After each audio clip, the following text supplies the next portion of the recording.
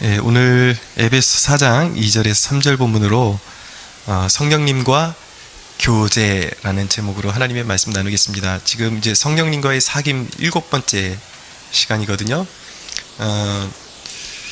성령에 대한 그 주제를 나누면 이건 무슨 약간 은사주의자들 아니냐, 약간 편견부터 갖고 그렇게 접근하는 사람들이 있습니다. 전혀 그렇지 않고요.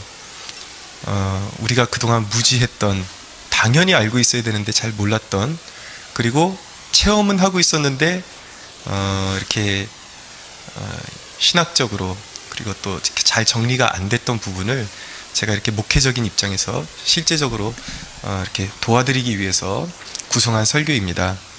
그래서 오늘은 성령님께서 성도들 간의 교제 가운데 어떻게 역사하시는지, 어떻게 아름다운 교제를 만들어 가시는지 우리가 그 부분에 대해서 나누려고 합니다.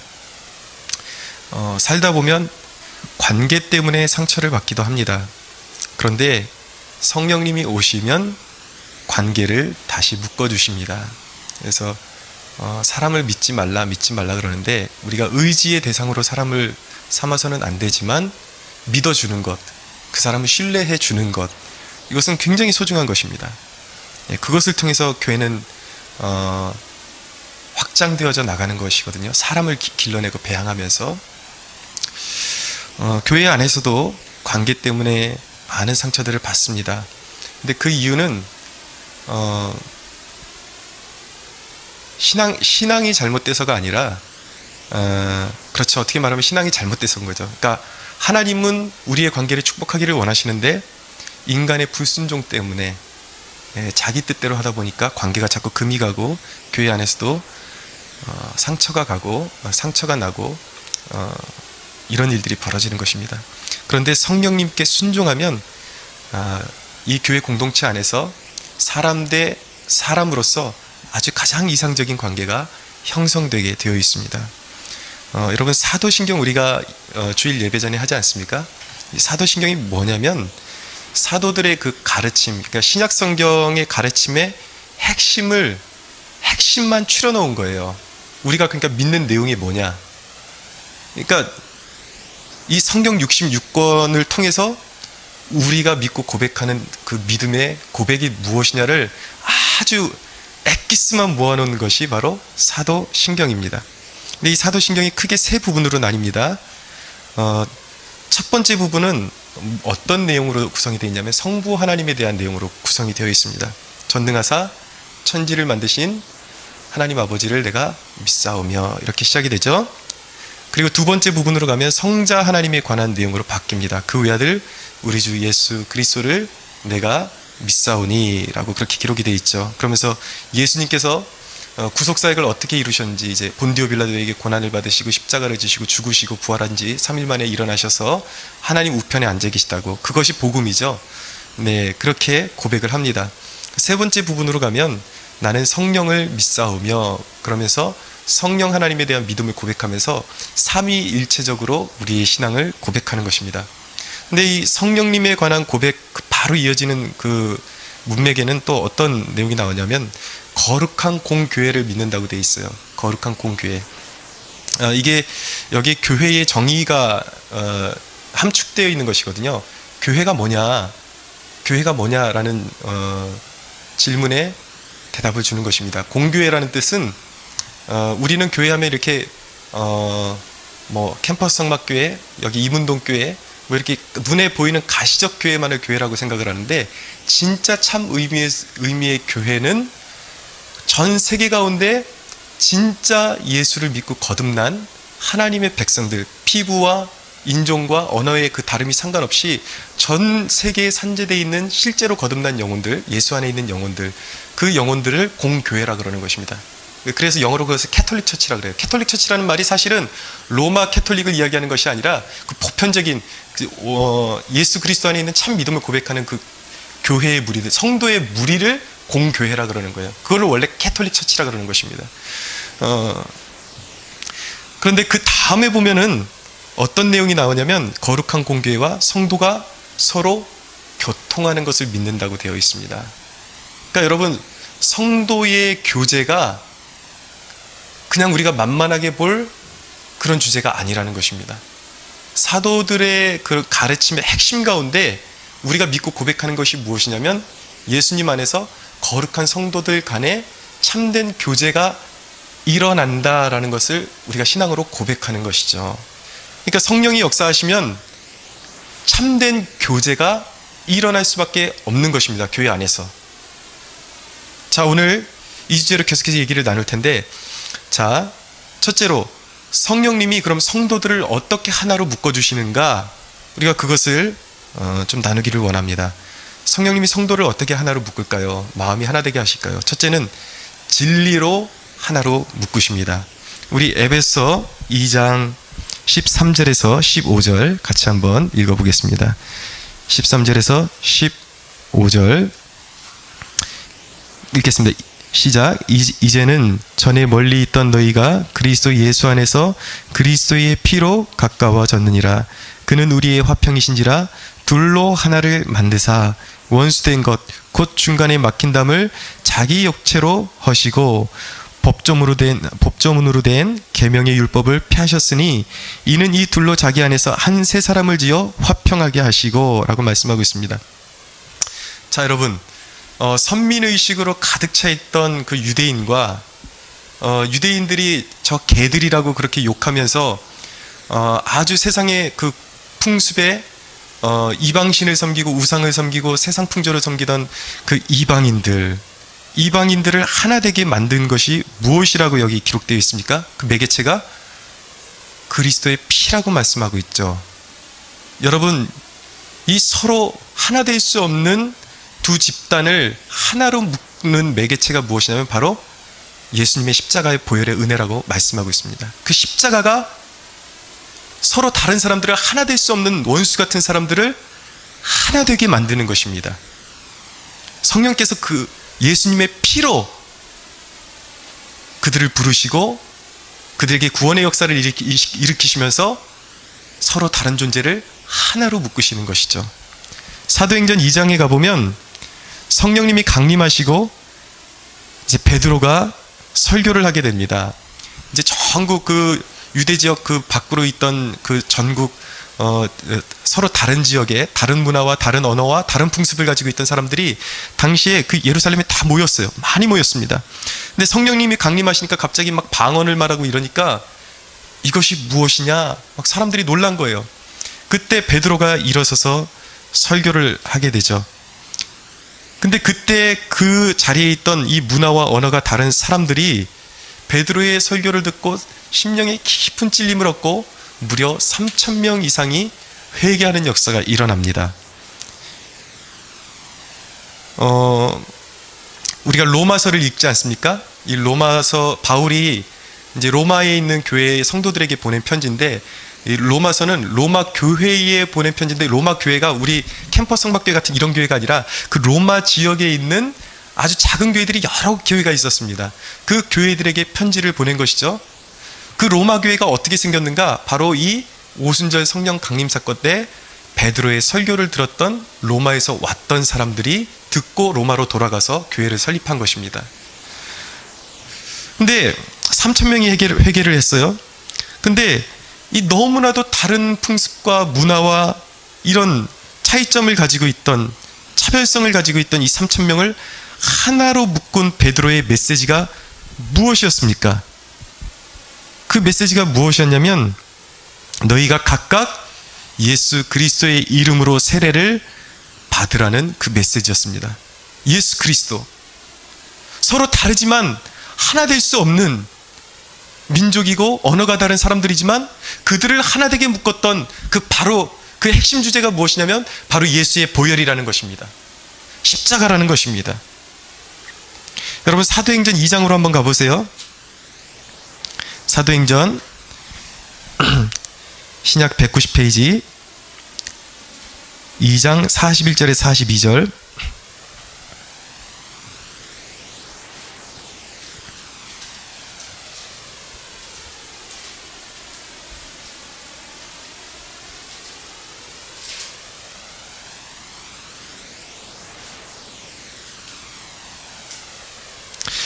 예, 함께 읽겠습니다. 시작. 그 말을 받은 사람들은 세례를 받음에 이날에 신도의 수가 3,000이나 더하더라.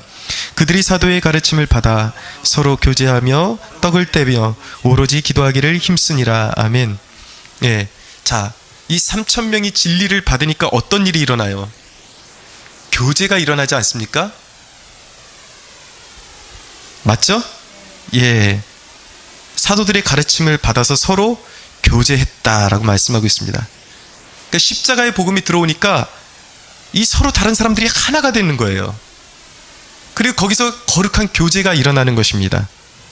자, 여기서 우리 요 본문에서 참 교제, 이것을 우리가 코이노니아라고 하는데, 이 코이노니아의 핵심이 무엇인지를 깨닫게 됩니다. 그래서 우리가 성도들이 모일 때 이 두 가지 요소가 있어야 진짜 교제가 되는 거예요. 세상 교제랑 기독교인들이 누리는 교제는 다른 것입니다. 첫째는 어떤 요소가 있어야 되는가? 떡을 떼는 거예요. 이것은 보다 이제 정확한 의미로 성찬식을 모일 때마다 이제 거행했다는 이야기인데, 주님의 희생을 기리는 것이죠. 주님의 살과 피를 맛보고 주님의 그 십자가를, 새 언약을 기념하는 것입니다. 여러분, 이것은 무엇을 말하는 것이냐면, 우리 성도의 교제 가운데는 만남의 정신이, 이 만남 가운데 이 그리스도의 희생의 정신이 녹아져야 된다는 거예요. 우리가 그냥 우리 성도들끼리 모일 때마다 매번 성찬식 할 수는 없잖아요. 그러나 성도들이 모이는 그 모임에는 이 그리스도의 희생의 정신이 녹아져야 된다는 것입니다. 예수님이 계셔야 돼요, 그 안에. 무엇을 위해서 모이는지, 무엇 때문에 모이는지, 무엇을 매개체로 모이는지를 알아야 된다는 것이죠. 예수님이 나를 위해서, 나와 당신을 위해서 피 흘려주셨기 때문에 그 사랑 안에서 우리가 모이는 거예요. 그렇기 때문에 여러분, 내가 살아있으면 참된 교제가 일어나지 않습니다. 내 고집대로만, 내가 좋아하는 것대로만 하려고 그러면 그 안에서는 진정으로 성령의 역사가 일어나는 참된 교제가 일어나지 않습니다. 내가 죽어야 참된 교제가 일어나는 거예요. 두 번째로, 참된 교제의 두 번째 요소는 기도하는 거예요. 여기 그렇게 기록되어 있죠? 그들이 교제하고 떡을 떼고 오로지 기도하는 데 힘썼다. 오로지. 이것이 바로 초대교회의 그 파워풀한 그 동력의 그 원인인 것입니다. 요인인 것입니다. 그들은 모여서 떡을 떼고 엄청나게 열정적으로 기도했습니다. 여러분, 이 두 가지 요소가 빠지면, 자, 주님의 희생정신과 그리고 기도하는 것, 성도들의 모임 가운데 이 두 가지 요소가 빠지면 그것이 바로 세속적인 만남이 되는 것입니다. 세상적인 만남과 별반 다를 것이 아무것도 없는 거예요. 자, 중요한 것은 무엇이냐면, 여러분, 교회 안에는 어떤 사람만 존재하는가? 진리 안에서 세워진 한 세 사람 외에는 존재하지 않습니다. 아까 에베소에서 말씀하신 거예요. 서로 다른 유대인과 이방인을 그리스도의 피로 하나 되게 하셨어요. 그래서 한 세 사람을, 진리 안에서 한 세 사람을 지으셨습니다. 그러니까 우린 남이 아니에요. 내가 곧 당신이고 당신이 곧 나인 것입니다. 그 결혼의 관계가 우리 성도들 간의 관계 속에서 적용이 되는 거예요. 하나 되는 것, 한 몸 되는 것, 영적으로. 이것이 바로 교제의 비밀이라는 것이죠. 여러분, 우리가 서로 바라볼 때에 저 사람이 바로 나다라는 의식을 가지고 바라보면 대하는 게 아마 달라질 겁니다. 더 존중하게 되고 상처 입을까 봐 더 조심하게 되고. 그렇죠? 네. 그런데 오늘날의 문제점이 무엇이냐면, 요즘 트렌드입니다. 아주 심각한 트렌드예요. 자기와 정치적인 견해가 다른 사람들을 참 신앙인이 아니라고 서로 공격하고 있습니다. 당신이 어느 정당에 있는 그 정당의 그런 주장을 당신이 지지한다면 나는 당신을 참 하나님의 사람으로 인정해 줄 수가 없다. 그러면서 피 터지게 싸우는 거예요. 여러분, 성령께서 진리로 하나 되게 하신 이 교회를 정치적인 성향으로 분열시키는 그런 목회자들이 너무나도 많이 등장을 하고 있습니다. 여러분, 정치는 보수도 필요하고 진보도 필요한 거예요. 진보가 보수를 견제하면서 서로 상생하게 되어 있는 것입니다. 공산주의만 아니면 정당은 필요한 거예요. 국민의 한 사람으로서 우리는 자기 권리를 행사하면 되는 것입니다. 자기가 소신껏 그 정치 활동을 하면 되는 거예요. 그러나 그 정치적인 견해를 뛰어넘는 것이 바로 그리스도의 피라는 것입니다. 할렐루야. 그런데 우리 시대를 살아가는 사람들이 정치적인 성향으로 자기 몸을 갈기갈기 찢어놓고 있어요. 지금 교회를. 여러분, 성령님은 피부와 언어와 문화와 정치적인 견해가 다른 사람들도 하나님 나라 그 하나로 귀속시키는 분이 바로 성령 하나님을 믿으시기 바랍니다. 여러분, 우리는 정치를 통해서 사람을 보는 것이 아닙니다. 하나님의 눈으로 사람을 보는 것이 기독교임을 믿으시기 바랍니다. 보세요. 성경을 보세요. 어디 정치적인 입장이 다르다고 원수 맺는 진정한 하나님의 사람들이 한 번이라도 있었나요? 다윗을 보십시오. 요나단은 원수의 아들이었습니다. 근데 그들이 영적인 공통분모가 있고 서로 성령에 감동되니까 다윗과 요나단이 하나가 되게 되는 것입니다. 다윗과 요나단이 하나 되는 것이 바로 기독교인 줄로 믿습니다. 그래서 진리 안에서는 참으로 거듭나고 회개에 이르렀다면 우리에게 그렇게 상처를 주었던 일본인도 우리의 형제요 자매인 것입니다. 그렇게 극악했던 유대인들을 그렇게 학살했던 독일인들도 그들이 참회하고 진정 이 진리 안으로 들어왔다면 그리스도의 보혈 안에서 그들 또한 우리의 형제요 자매임을 믿으시기 바랍니다. 자, 성령께서 성도를 하나로 묶는 것은 정치적인 성향도 아니고 개인적인 어떤 것도 아니에요. 진리로 하나로 묶는 것입니다. 우리는 진리 안에 있어야 하는 것입니다. 진리만을 우리가 주장하고 진리 위에 기반을 세울 때 우리가 하나됨을 믿어야 하는 것입니다. 두 번째로 성령께서 성도를 묶는 방법은 성령의 사람을 통해서 하나로 묶으시는 것입니다. 성령님이 사람의 마음을 녹이실 때는 반드시 매개체가 필요한데 그 매개체가 바로 성령 받은 사람이에요. 성령 받은 사람을 통해서 다른 사람의 마음을 녹이는 것입니다. 하나 되게 만드는 것입니다. 사도행전 16장 14절에 보면 이 자주 옷감 장사였던 루디아라는 여인이 나타나는데 그 당시 엄청난 고가의 옷을 그 비단 장수예요. 엄청난 고가의 옷을 이제 그 판매하는 옷감을 판매하는 여인이었습니다. 오늘날로 말하면 엄청난 기업의 정말 회장 정도 되는 그런 자수성가한 여인이었어요. 근데 사도 바울이 이 루디아에게 복음을 증거하게 되죠. 그때 성경은 뭐라고 말씀하냐면 주께서 그 마음을 열어서 바울의 말을 따르게 하신지라 라고 말씀하고 있습니다. 성령 받은 사람 바울을 통해서 성령님께서 루디아의 마음을 열어주셨던 거예요. 그래서 그의 마음을 같은 믿는 자들에게 호의적으로 대할 수 있도록 활짝 열어주시고 변화시켜 주셨던 것입니다. 구약 성경에 보면 다니엘을 통해서 믿지 않는 환관장의 마음까지도 성령님께서 녹여주세요. 이런 역사들이 굉장히 많이 나타납니다. 여러분들이 생각해 봤을 때 내가 성령 받은 사람이다라는 확신이 있으면 우리 교회 안에 이 성도들 안에 하나됨이 바로 여러분에게 달려있음을 믿으시기 바랍니다. 여러분들 조심하셔야 돼요. 그래서 여러분들의 행동을 통해서 말과 언행을 통해서 교회가 하나 될 수도 있고 교회가 분열될 수도 있다라는 것입니다. 성령님께서 하나 될 수 있는 그 길을 열어주세요. 자꾸 서로 용서해라, 혈기 부리지 말아라, 자꾸 말씀을 주시거든요. 근데 성령 받은 사람이 그 상황 가운데 주시는 성령님의 음성에 민감하게 수용하지 않고 자기가 그냥 자기 하고 싶은 대로 불끈불끈 화내고 성령의 뜻을 거스르면 그 공동체가 깨져버릴 수 있다는 것입니다. 여러분, 성령께 붙들려서 공동체를 하나 되는 일에 쓰임받기 위해서는 건강한 자아상이 필요해요. 여러분, 상대한테 무시당한다고 생각하는 사람은 가만히 그의 행동을 지켜보잖아요. 어떠냐면 건방집니다. 그 사람이 말할 때는 사람들이 나를 무시한다 그러거든요. 그런데 피해의식이 있는 거예요. 다른 사람이 그렇지 않은데도 불구하고 자꾸 다른 사람들이 나를 무시한다고 생각하니까 기죽으면 안 된다, 이걸 너무 지나치게 생각하다 보니까 목이 뻣뻣해지고 말투도 건방진 것이죠.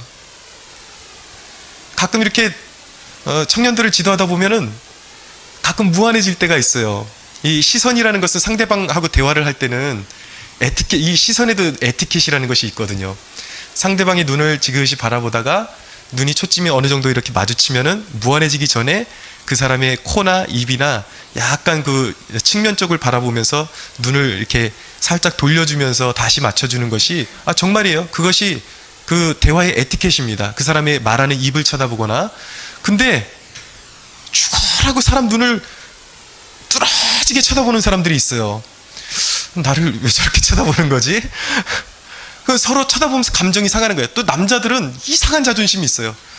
네가 날 그렇게 쳐다봐? 누구 기가 더 센가 한번 해볼까? 쳐다본다고요? 남자들 그거 몹쓸 거 아니에요. 예, 부드러운 눈빛을 갖는 우리 형제들 되기를 축원합니다.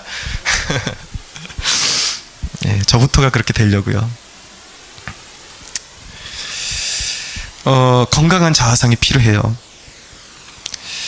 여러분, 우리가 깨달아야 하는 사실이 있습니다. 여러분은 이미 누군가가 인정해주지 않아도 온 세계에서 가장 높으신 분의 총애를 받고 있는 사람들입니다.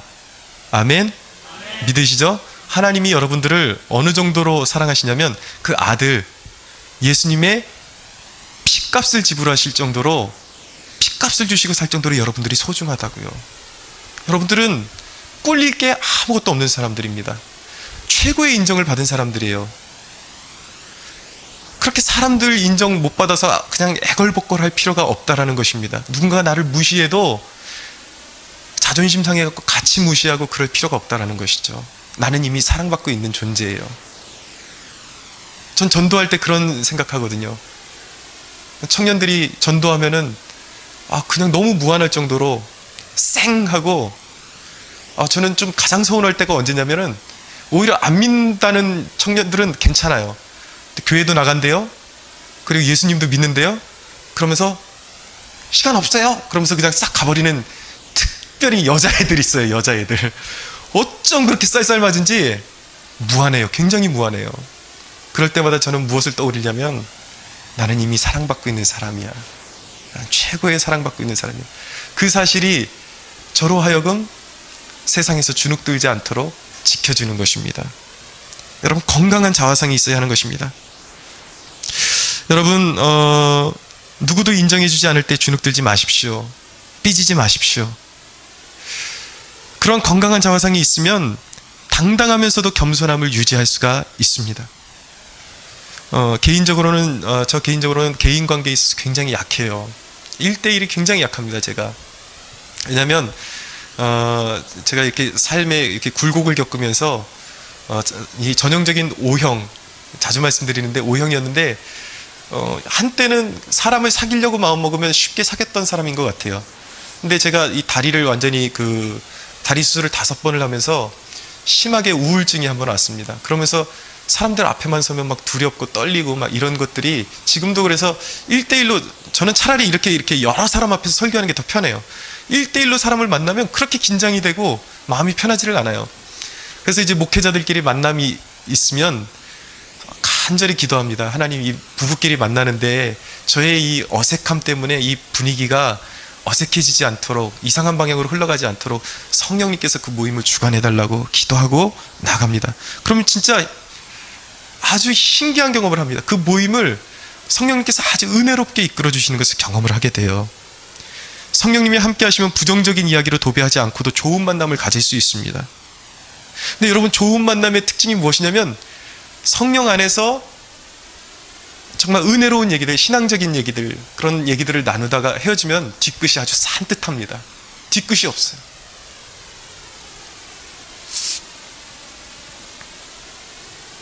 크게 두 번째로, 그렇다면 지금 우리가 크게 첫 번째로 우리가 살펴본 내용이 성령께서 성도를 하나로 묶는 방법이 2가지가 있다 그랬죠. 첫째는 진리로 묶으신다고 말씀드렸습니다. 두 번째는 성령의 사람을 통해서 하나로 묶으신다고 말씀드렸습니다. 자, 크게 두 번째로, 그러면 성령이 교회를 다스리실 때 나타나는 결과가 뭐냐? 성령님이 지금 교회를 다스리신다는 이 교회라는 것을 우리 믿는 성도들을 성령께서 다스리실 때에 우리가 하나 될 때에 나타나는 결과물이 있습니다. 꼭 성경에 나타나는 결과물이 있습니다. 그것이 무엇이냐면 나눔이 일어나는 것입니다. 성도의 교제라는 이 용어 속에는 이 교제가 영어로 커뮤니온이라고 그러거든요. 이것은 공유라는 뜻을 가지고 있어요. 공유, 영적인 공유, 그리고 실제로 가진 것을 공유한다라는 의미도 여기 포함되어 있는 것입니다. 여러분, 성령 안에서 참 교제가 일어났을 때 어떤 결과물이 나타났는가? 사도행전 2장 한번 가보겠습니다. 2장 44절 45절 같이 읽겠습니다. 시작. 믿는 사람이 다 함께 있어 모든 물건을 서로 통용하고 또 재산과 소유를 팔아 각 사람의 필요를 따라 나눠주며 라고 말씀하고 있습니다. 자, 자기 사람의 필요를 보게 되었어요. 자기 가진 것을 아끼지 않고 나눠주는 역사가 일어나게 됩니다. 어떻게 이런 역사가 일어나게 됐을까요? 은혜 받으니까 사람들 마음 가운데 긍휼이 생기는 것입니다. 서로 불쌍히 여기는 마음이 생기는 거예요. 여러분, 내가 구원받은 사람인지 아닌지 테스트하는 하나의 시금석이 있습니다. 여러 척도 중에 테스트해 볼 수 있는 척도 중에 한 가지가 무엇이냐면 바로 긍휼이에요. 내 마음 가운데 긍휼이 있느냐.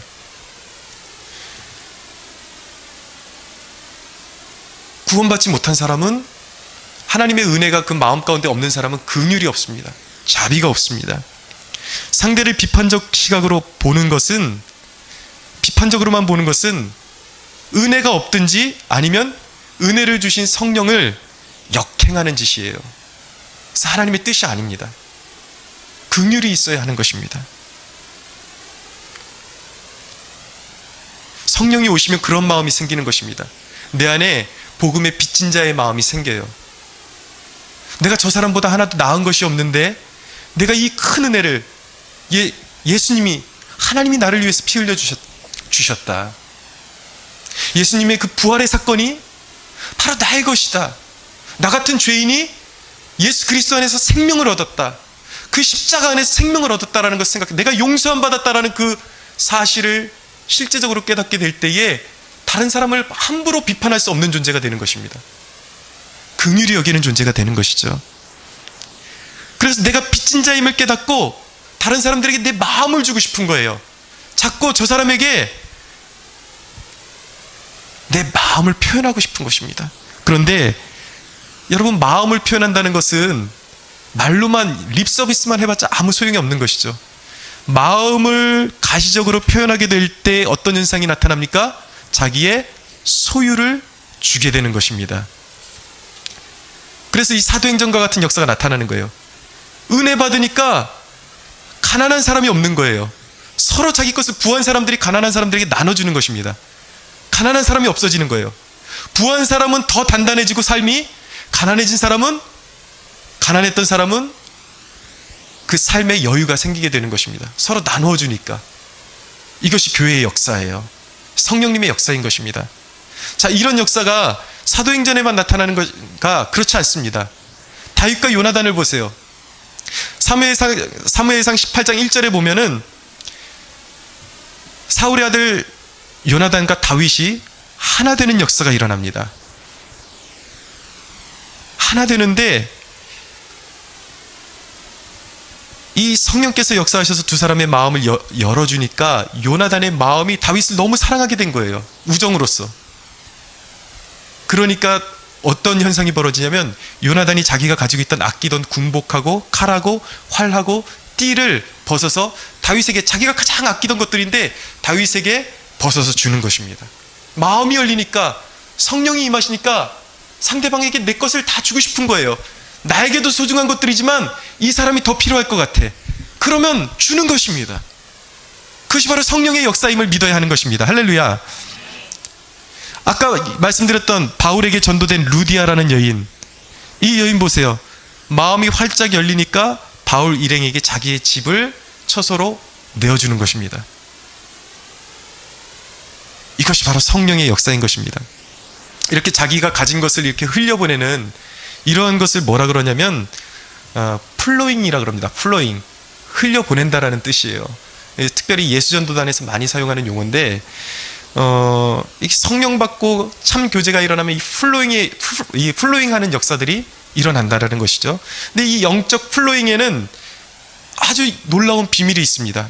그것은 내가 가진 것을 상대방에게 줌으로 인해서 한쪽이 가난하게 되는 것이 아니에요. 균등하게 되는 것입니다. 이 성경적인 정의예요. 사도 바울이 말씀한 것입니다. 잘 기억하십시오. 왜 우리가 내가 가지고도 아까운 것을 다른 사람에게, 그 사람이 진정으로 필요하다면 정말 아까운 것도 그냥 내어줄 수가 있는가, 조건 없이. 왜일까요? 여러분, 성령 받은 사람은 그 원리를 알아요. 물론 조건 없이 줍니다. 그런데 성경의 원리는 무엇이냐면, 많이 주는 사람에게 하나님께서 많은 종자와 씨를 하나님께서 주시는 것이 바로 하나님 나라의 법칙인 것입니다.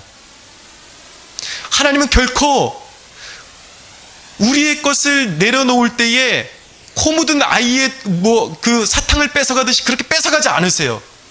반드시 하나님은 우리의 필요를 채워주십니다. 믿으시죠? 잠언 11장 24절을 이렇게 말씀합니다. 흩어 구제하여도 더욱 부하게 되는 일이 있나니 과도히 아껴도 가난하게 될 뿐이라 라고 말씀합니다. 여러분, 이 설교를 진행할 때에 지나치게 기복적으로 흘러도 문제가 되지만, 성경에는 분명히 거룩한 보상적인 개념도 말씀하신다는 사실을 꼭 기억해야 하는 것입니다. 이건 경험해 본 사람은 알 수 있어요. 이런 간증이 잘못하면은 제 자신을 드러내는 것이 되기 때문에 제가 또 하나님 앞에서 상급을 빼앗길까봐 굉장히 조심스러운데, 여러분들에게 영적인 비밀을 알려드리기 위해서 제가 오픈할 수밖에 없는 거예요. 그 부분을 좀 양해하시고 들어주시기 바랍니다. 여기 있으면 가끔 가난한 사람들이 이렇게 내려와요. 내려오는데 한 번은 1월 달쯤이었나?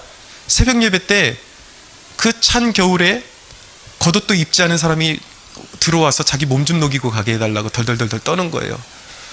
근데 그날 제가 가지고 있던 내피 그 잠바, 이제 내피 그 오리털로 된 거를, 솔직히 저도 굉장히 아끼던 옷이었어요. 근데 그분 갈 때 이거 입고 가라고 그냥 내주었습니다. 근데 저의 유일한 겨울 날 수 있는 그게 자산이었거든요. 줬어요. 줬는데요, 그날 오전에 하나님이 그 옷에 3배로 채워주시더라고. 믿으십니까? 예, 여러분, 기복신앙을 전하는 것이 아니에요. 하나님은 우리의 물질이나 이런 것들을 헛되게 뺏어가시는 분이 아니라는 것입니다. 그 확신이 있어야 돼요. 근데 이 시대의 그 성경적인 그런 관념이 아닌 철학적인 개념이 들어오면서 이 시대의 많은 목회자들과 신학자들 가운데는 이 보상 개념을 굉장히 저급한 것으로 취급하는 사람들이 있습니다. 이 플로잉 하는 것은 그냥 십자가를 지고 플로잉 하는 것이지, 무슨 거기에 보상이 있냐, 그 보상을 바라는 것이 그게 기복신앙이지, 무슨 그런 신앙이 어딨냐, 그것은 다 가짜다. 자기의 철학을 성경보다 위에 놓는 것입니다. 그러나 우리 하나님은 인격이세요. 우리가 마음을 열어서 가난한 자들을 위해서 내어주는 것을 아십니다. 그리고 더 많이 도울 수 있도록, 돕는 자들로 하여금 더 많이 선한 일을 할 수 있도록 더 채워주시는 분이 우리 하나님이심을 믿으시기 바랍니다. 하나님이 인격이세요. 살아계세요. 여러분, 말씀 한 구절 찾아보겠습니다. 고린도전서 9장입니다.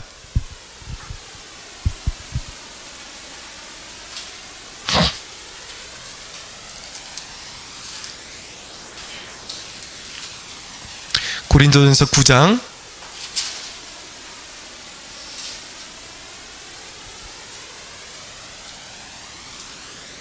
네, 고린도 후서 9장인가 봐요. 네, 제가 잘못 기록한 것 같습니다. 고린도 후서 9장 6절에서 11절입니다.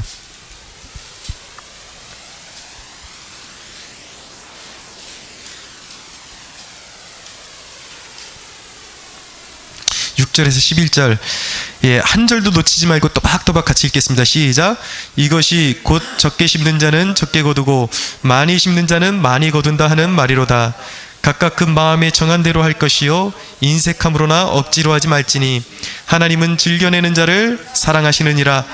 하나님이 능히 모든 은혜를 너희에게 넘치게 하시나니 이는 너희로 모든 일에 항상 모든 것이 넉넉하여 모든 착한 일을 넘치게 하려 하심이라.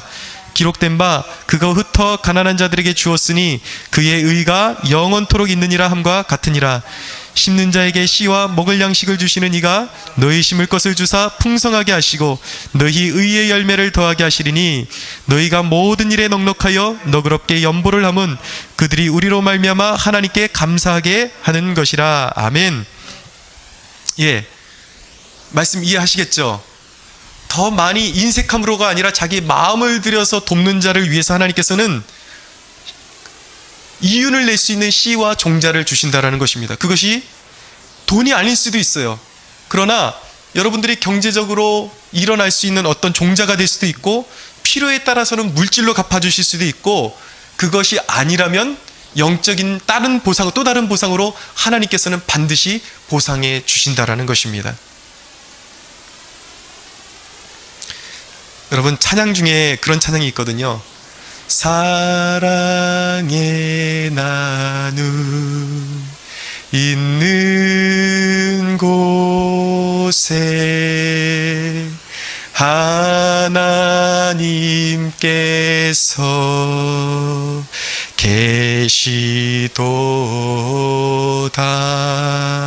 사랑하는 여러분, 재산이 많은 것이 부유한 것이 아니라 긍휼과 자비로 나눔이 있는 곳에 성령의 부욕해 하시는 역사가 임할 줄로 믿으시기 바랍니다. 그게 세 번째입니다. 그렇다면 성령님이 우리 교제를 더 풍성하게 해주시기 위해서 우리가 그러면 어떻게 순종해야 될까? 그것을 꼭 짚고 넘어가야 됩니다. 어떻게 하면 우리 관계 안에서 하나님 나라가 형성될 수 있을까? 몇 가지를 제가 간단하게 말씀드리겠습니다. 첫째, 은혜가 마르지 않도록 자꾸 용서하고 덮어줘야 하는 것입니다. 여러분, 헐뜯는 데는 상처 자국밖에 남지 않아요. 성령님은 내가 용서받은 존재임을 알게 하십니다. 주님 말씀하셨어요. 너희가 서로 용서치 않으면 하나님께서도 너희를 용서하지 않으실 것이라고 말씀하셨습니다. 우리가 진정 성령의 교제가 일어나는 공동체가 되기를 원하신다면 섭섭한 일이 있으면 빨리 잊어버리십시오. 그리고 상대방의 약점은 덮어주십시오. 두 번째입니다. 부정적인 말을 버리고 신앙의 대화가 오갈 수 있도록 노력해야 합니다. 에베소 5장 3절의 4절을 보면 이렇게 말씀합니다. 음행과 온갖 더러운 것과 탐욕은 너희 중에서 그 이름조차도 부르지 말라. 이는 성도에게 마땅한 바이니라. 누추함과 어리석인 말이나 희롱의 말이 마땅하지 아니하니 오히려 감사하는 말을 하라 라고 말씀하고 있습니다. 헐뜯고 세상 정욕이 난무하는 그 대화의 자리에는 성령이 계시지 않습니다. 여러분, 우리가 사람들끼리 모이고 나서 경험해 보세요. 자꾸 누구 험담하고 나쁜 말만 하고 그런 세상적인 더러운 그런 내용이 오고 가고 난 다음에 헤어지고 나면 머리가 띵하고 기분이 아주 더럽습니다. 왜일까요? 거기에 성령이 계시지 않아요. 악한 영들이 거기에 그 자리에 함께하는 것입니다. 그렇기 때문에 뒤끝이 좋지 않습니다. 여러분, 스스로 생각하셔서 성도들끼리 모임을 가질 때 은혜가 되지 못할 말들, 어떤 비방하는 말이나 서운한 말이나 이런 것들은 꺼내지 마십시오. 여러분, 우리의 모임 가운데 저와 여러분들의 대화 가운데 힘이 되는 이야기, 서로 은혜 받은 간증 이야기, 또 영적인 험난한 싸움에서 이겨낸 이야기들만이 가득하게 되기를 축원합니다. 세 번째로 마음을 열고 사랑을 표현해야 돼요. 십자가라는 것은 자기 권리를 내려놓는 것입니다. 십자가는 자기를 주는 거예요. 나를 주는 것입니다. 상대방을 용서하고 사랑하게 되면 내 것을 자꾸 주고 싶은 마음이 생기는 거예요. 우리 그 중국인 이은 청년이 한국에 와서 일하고 첫 월급 받고 와서 목사님 월급 받았어요 그러면서 저에게 돈을 이렇게 얼마를 주면서 그러더라고요. 목사님 이거 꼭 좋은 일에 써주십시오 그러면서 필요한 사람에게 전달해 달라고. 우리 은희가 그런 마음을 가지고 있더라고요. 근데 또 제가 한번 놀란 것은 우리 현수 형제가 은희가 같이 이렇게 함께 몰려다니다가 카메라가 그렇게 갖고 싶다고 또 이렇게 막 얘기를 하니까 본인이 그렇게 애지중지 아끼던 카메라가 있어요. 제가 그 카메라를 아는데 너무 아까운 카메라예요. 너무 고가의 카메라인데 세상에 그거를 2번 생각도 안 하고 은희한테 그냥 줘버리더라고요. 이게 제정신으로 준 건지 모르겠는데 그런 역사가 일어나는 것입니다. 근데 요즘 제가 우리 성도, 우리 교회가 너무 작지만 우리 한 분 한 분 생각할 때 너무 감사한 것이, 또 우리 어머니가 너무 우리 장권사님한테 미안하다고 그런 말씀 하시더라고요. 외대에 가니까 어디서 낯익은 얼굴이 전도를 하고 계신데 자기가 너무 미안했다고, 요즘 다리 아프다는 그 핑계로, 진짜 아프시긴 하지만 함께 나가지 못해서 미안하다고. 말씀을 들으면 그대로 순종하려는 우리 성도들의 그런 삶의 모습을 보면서, 야, 이것이 바로 목회의 기쁨이구나, 정말 성령님께서 우리 안에 계시구나라는 것을 확신할 수가 있었습니다. 여러분들, 하나님께서 여러분들에게 마음을 주실 때에 인색하게 마음을 먹지 말고 자꾸 주십시오. 그리고 믿음의 친구를 사귀십시오. 여러분들의 환난 날에 믿을 사람은 세상 사람들이 아닙니다. 여러분들을 위해서 눈물을 흘려줄 수 있는 사람들은 바로 우리 성도들 뿐이 없음을 꼭 기억하시기 바랍니다. 여러분, 네 번째로 모이기에 힘써야 합니다. 교회는 성도의 피난처입니다. 여러분, 성도의 교제가 왜 중요하냐면, 잘 기억하십시오. 성도가 서로 도와주면서 구원의 과정에 짐을 나눠지게 하는 거예요. 그래서 구원이 훨씬 수월해지도록, 이 땅 가운데 고난과 역경이 많지 않습니까? 내 힘으로는 혼자 싸울 수 없단 말이에요. 성도의 교제를, 성령님께서 성도의 교제가 일어나면서 서로 무거운 짐을 나눠지게 하시는 거예요. 그래서 그 구원의 과정이 가벼워지도록, 훨씬 수월하도록, 힘써 서로 싸워 이겨낼 수 있도록 그렇게 만들어주시는 것입니다. 품앗이 알죠? 품앗이. 농사철에 남의 논에 가서 왜 내가 도와주는 것입니까? 내가 또 힘들고 우리 논에 다른 사람들이 와서 같이 일해주면서 풍작을 기대하는 것입니다. 여러분, 주님께서 말씀하셨어요. 2-3 사람이 내 이름으로 모인 곳에는 나도 그들 중에 있다라고 말씀하셨습니다. 할렐루야. 여러분, 성령님은 성도의 모임을 기뻐하십니다. 성도의 모임에 강력한 기도를 부어주십니다. 여러분, 세상을 의지하는 사람은 하나님의 능력을 결코 보지 못할 것입니다. 오직 성령의 능력 안에서 성도들끼리 함께 모여서 문제를 나누고 어려움을 나누고 기도하는 사람들만이 하나님의 놀라운 역사를 보게 될 줄로 믿으시기 바랍니다. 여러분, 오늘 특별히 이렇게 같이 기도하기를 원하는 것은 우리 청년들을 위해서 기도했으면 좋겠어요. 특별히 우리 현수 형제 이제 11월 13일 날, 다음 주입니다. 이제 수능 이제 앞두고 있고, 우리 이은 지금 영적인 기복 때문에 좀 힘들어하고 있는데, 우리 이은 형제 위에 회복을 위해서 기도하고, 오늘 이렇게 경훈이 와줬는데 너무 지금 감사한 게 뭐냐면, 초신자예요. 믿음이 아직까지 확 들어가지 못한 상태였는데 이런 기도회가 그렇게 쉽지 않을 거예요. 시간도 길어지고 그러면. 그렇지만 이렇게 왔다는 자체가 얼마나 감사합니까? 저는 소원하건대 우리 경훈이와 만남을 통해서 우리 경훈이가 믿음이 다져지고 주님을 인격적으로 만나는 축복이 있었으면 좋겠습니다. 우리가 그런 바람을 가지고 오늘 한번 뜨겁게 기도하기를 원하고요. 여러분, 꼭 기억하십시오. 성도의 교제가 중요한 이유는, 성도의 교제는 단순한 사교가 아니라 마귀의 견고한 진을 깨뜨리는 강력한 하나님 나라의 무기임을 믿으시기 바랍니다. 우리 하나님께 영광의 박수 올려드리겠습니다.